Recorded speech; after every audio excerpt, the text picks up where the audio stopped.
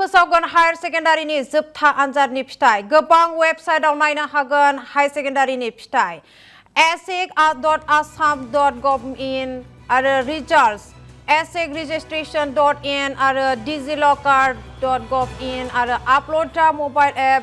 जाग्रानजस.com आव नायनो हागोन फिथाइ आनजादाव जिरायदोंमोन 3,30,744 फरायसाफोरा आरिमु दालायाव जिरायदोंमोन 2,47,865 फरायसाफोरा आरो बिगियान दालायाव आनजाद लिरदोंमोन 61,568 फरायसाफोरा आरो फालांगि दालायाव आनजादाव जिरायदोंमोन 19,806 फरायसाया फिथाइ फोसावनो थाखाय थियारि आसाम हादरसायारि सोलोंथाइ परिषद आरो गाबोन फोसावगोन हायर सेकेन्डारिनि जोबथा आनजादनि फिथाइखौ गोबां वेबसाइटआव नायनो हागोन हायर सेकेन्डारिनि फिथाइ asic.assam.gov.in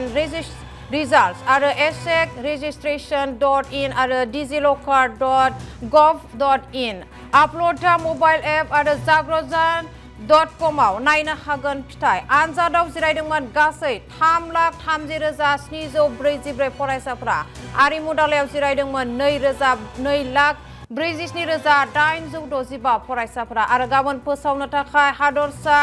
हादरसा सोलोंथाइ बिफाना थियारि जाबाय फिथाइ फोसावनो